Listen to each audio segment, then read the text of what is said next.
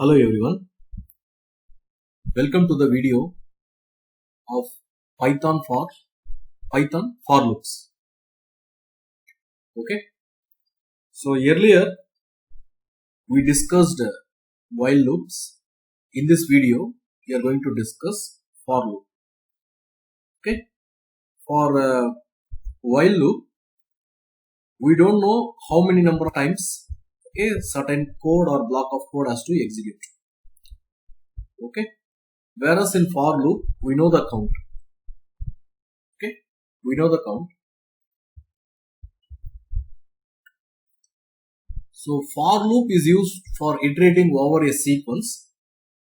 Okay, that sequence can be a list, tuple, dictionary, set or string.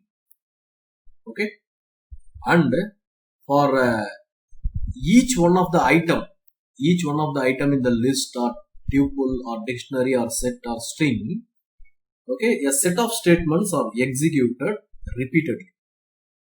Okay, a set of statement is executed repeatedly. Okay, we'll go for a simple example. Let me define a list.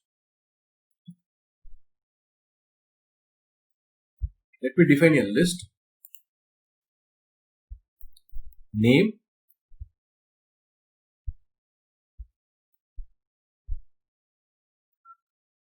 okay, we know for list we need to use square brackets, Keshika, Akshara, Aarti. Let me go for some numbers, 4, 34, okay. So I'm going to define for loop for x in, okay, x in name. So name is the variable name, okay. For x in name, this is the syntax. For loop also, we need to terminate with colon, okay. Then indentation is very important. Print x, okay. So directly, okay, this x is nothing but each and every item of this list. Okay, if I execute, you just see first Keshika is printed, next Akshara, then Aarti, then the numbers integer 4 and 34 is getting printed. Instead of this, I can also directly give something like this. Instead of this name, directly I can give the list.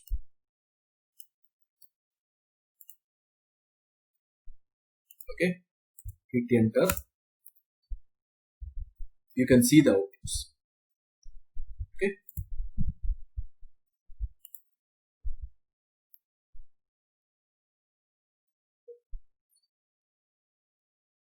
see this these examples we can try. Actually, this is more about printing. Already we have discussed in other videos also. By default, the end argument in the print is new line. Okay, new line. So if you don't give anything, the next print will print in the new line. But instead of that, I want to print in the same line with spaces. Okay, I can go for this end operator. End, okay, that is equal to within double quotes space. We'll try that. Same thing. Okay, I'm just using end argument. End is equal to within double quotes space. Now you can see all this, okay, list items, they are printed in one line. Okay, they are printed in one line with space. Okay, suppose instead of space, I'm just giving a dot. Okay, I'm just giving a dot. You can see all the list items, they are printed in one line. Okay, between the items there is a dot. Okay, next one, the looping through a string. Okay, what I'm doing, I'm just again going for Python window. So let me define a string. A is equal to Akshara. Okay, A equal to Akshara. So result type for some number x in a colon print x. Okay, so what it does, this is the string, so every time it takes a character from the string and it prints. Okay, you can see that akshara that comes, okay, in each letter in one line, new line. Alternatively, you can also define the string here itself. Instead of this a, here itself I can define, okay, welcome. Hit enter, you can see that welcome. Okay. So the next one, looping through a list set tuple. So already we discussed list, will discuss set and tuple. So what I'm going to do here, I'm going to define a set. Okay, set, we know it should be in braces 1, 2, 34, 43, something like this. Okay, same code, I'm just hitting enter, you can see. So all the elements in the set, okay, they are printed. The same way, I can give a tuple 1, 23, 45, some numbers. So for tuple, we'll be using round brackets, hit enter. You can see each and every item is getting printed. Okay. Then break statement. So already this break we have discussed in while also. Before the loop gets over, we can come out of the loop. Okay. Before the loop gets over, we can come out of the loop. So for example,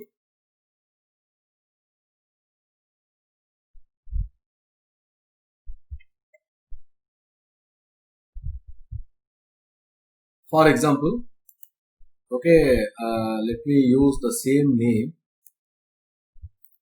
Already we defined this name for x in name. Okay, this is the for loop. If x double equal to 4, sorry, what is the mistake means, for if I need to terminate with colon, I didn't do that. Let me do here. If this is the case, break, okay, print x. Okay, print x. Let me hit enter. You just see what happens. See, these are the entries of name. List with items Keshika, Akshara, Arti, 434. So what it does, every time that x, okay, that checks whether that is equal to 4. So initially x value is Keshika, then it's Akshara, then Arti. So all those values are printed. Okay, so the if condition is not true, so those values are printed. Once x value is 4, okay, so the if statement is verified. If statement is true, so it breaks so that it comes out of the loop. So it won't print 4 and it won't print, okay, the other one, 34, last element 34. Suppose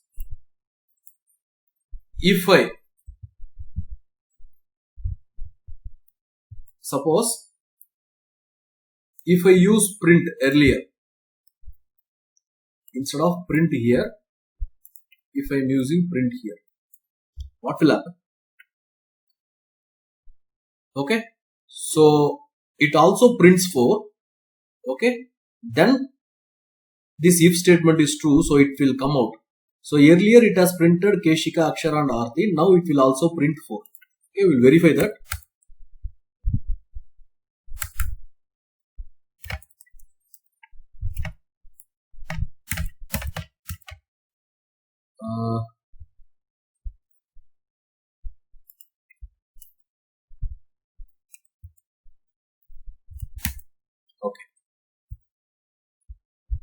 Okay, so it prints Keshika, Akshara, Arti, 4, it prints 4, then only it comes for the if.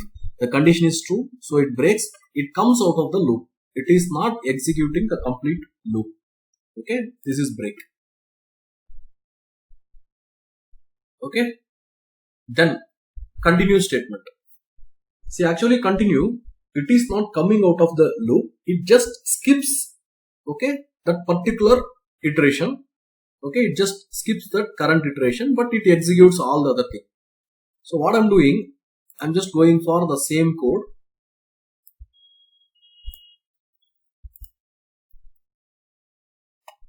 Okay, so instead of break, let me give continue.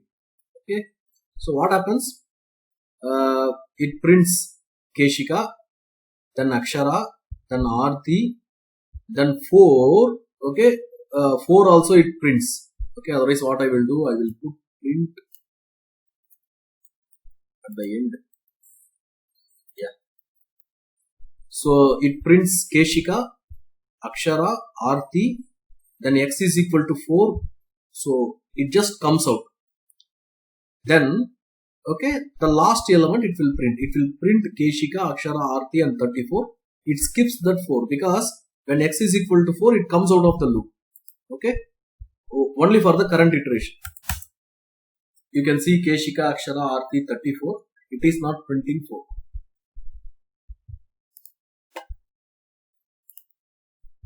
See, then range function, this is very much useful in loop. Okay, so 3 different ways people define this range in 3 different ways. One is range stop. Okay, so it means that only the last value is stop value is given. Okay, only the stop value will be given. That is, I'll write here.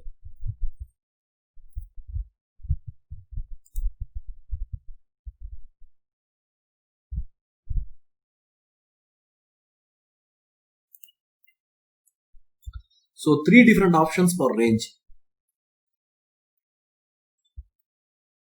One is start value, stop value. Third one is step size. It is increment or decrement basically. So it just includes start value. It excludes the stop value. Okay, it excludes the stop value. Say for example, this is I'm just giving range of 0, 5. So it takes 0, 1, 2, 3 and 4. It does not include 5, the end value. It will not include the end value.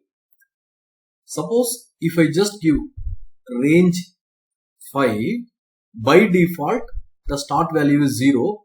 This is actually the stop value. So it goes 0, 1, 2, 3 and 4. In some cases I will give the step size. Okay, say for example I have given range, okay, 1, 10, 2. So the starting value is 1. If this 2 is not there, it is 1, 2, 3, 4, 5, 6, 7, 8, 9. Okay, but now the increment is 2, so it takes 1, then the third value, then the fifth value, seventh value and ninth value. Okay, this is actually the range function. Okay, we'll just discuss this range.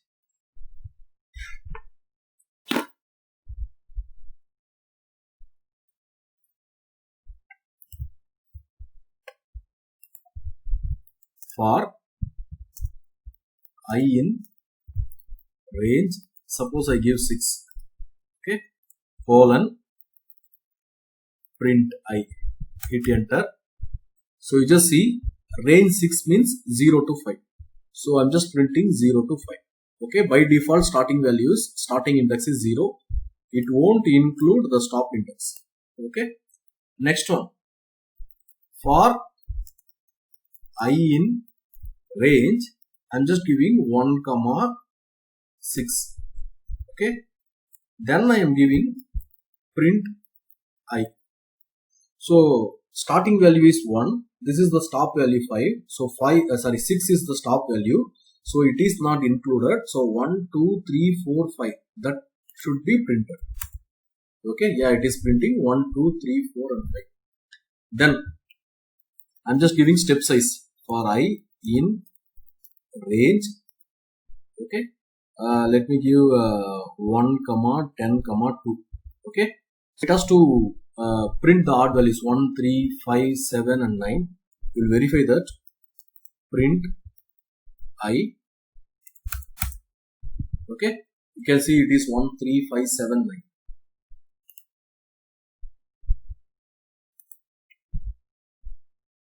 Okay, then else in for loop. Okay, else in for loop. So I'm going to repeat certain set of commands, okay, until this for loop. Once this is over, for one time I'm going to display something. Okay, one time I'm going to execute, not display, one time I'm going to execute something. Okay, so else keyword in a for loop specifies a block of code to be executed and the loop is finished. When the for loop is finished and this is over, I'm going to, okay, execute another piece of code. Okay,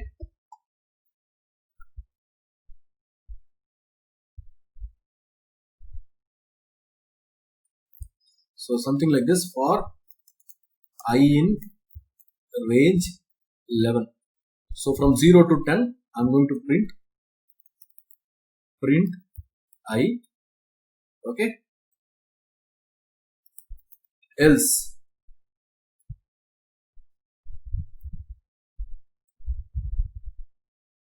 for else colon print some comments finished, or it can be any piece of code. Okay, so let me execute this. You can see this I, okay, it ranges from 0 to 10. All those values are printed. Once the for loop is over, I'm just printing, okay, finished.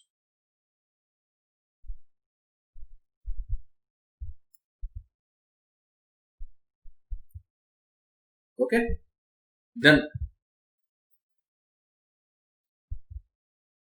nested for loop.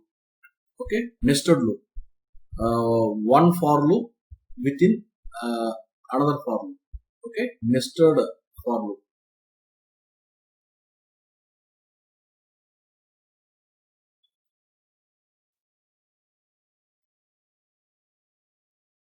So my idea is I want to print, okay, this hash functions, hash 2, 3. Similarly, I want to print hash functions like this.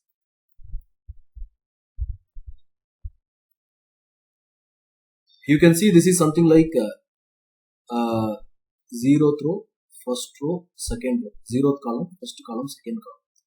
Let me consider this as I, this columns as J. So what I'm doing, I'm going to use two for loops. For I in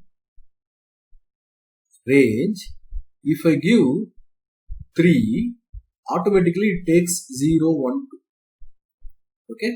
Similarly, for J in range, okay, 3, it takes 0, 1, 2. Then I'm going to print, okay, I'm going to print hash, okay. Initially, first that inner for loop is executed. So I want to print this hash, okay, next to next. So I'm just using end argument. Okay, I'm not using default end argument. I'm just using end argument with space. Okay, once this for loop is over, inner for loop is over, this 3 will be printed. It should start with a new line. So I'm just putting another print with empty print. Okay, so here if you notice, there are two for loops, one for loop within another for loop. Okay, so first the inner for loop is executed, then the outer for loop is executed. So for every value of outer for loop, the inner for loop is executed. This is the right statement. For every value of outer for loop, inner for loop is executed. This is very much useful. This two for loop is very much useful when we are handling with matrices. Okay. Let me go for the piece of code for I in range 3 colon for j in range 3 colon print hash, okay, n is equal to, okay, print for, okay, then print empty print. Yeah, you can see we got the required output. Here I am just using two for loops. Okay.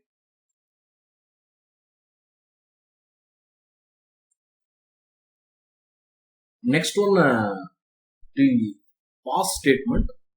Okay. Say I don't have anything to execute. Okay. In such situations, to avoid error, I can go for pass. It will not display any error. So for I in some list I am giving 1, 2, 3 is the list. Okay, just pass. Hit enter. Okay, this is pass command. Then we'll just discuss. There is a while loop. How to convert that while loop to for loop. Okay, one example. We know for while loop we need some initialization, then some condition, then some increment. Okay, so as per this code, initially I is 1. Okay, 1 is less than or equal to 10, so it prints, okay, I star I. So 1 into 1, it prints 1. Then I value is, okay, 1 plus 2, it is 3. So 3 is less than or equal to 10. The condition is satisfied. It prints 3 into 3, 9. Now the I value is 3 plus 2, it's 5. Okay. So 5 less than or equal to 10. So 5 into 5, 25. So the I value is 7. So 7 less than or equal to 10. So it prints 7 into 7, 49. So 7 plus 2, 9. Now the I value is 9. 9 is less than or equal to 10. So 9 into 9, 81. It prints 81. Now the I value is 11. 11 less than or equal to 10. The condition fails. So it prints 1, 9, 7, 1, 9, 7, 49. Sorry, 1, 9, 25, 49, 81. Okay. Same thing I want to implement using for loop. So the starting value should be 1. Okay. So the maximum value should be 10. So those things you can define. So for I in range, starting value is 1. If I don't give the starting value, then it is 0. Maximum value is 10. Then the increment is 2. So this actually gives initially 1. 1 plus 2 it is 3. 3 plus 2 it is 5. 5 plus 2 it is 7. 7 plus 2 it is 9. 9 plus 2 it is 11. It is exceeding 10. So these are the I values. Then for each of this I value, I am just printing I into I. Okay. So 1 into 1, 1. 3 into 3, 9. 5 into 5, 25. 7 into 7, 49. 9 into 9, 8. So we'll get the same output. Okay. So in this video, we have discussed for loops. This will be very much useful while developing the Python programs. Okay. I'll stop here.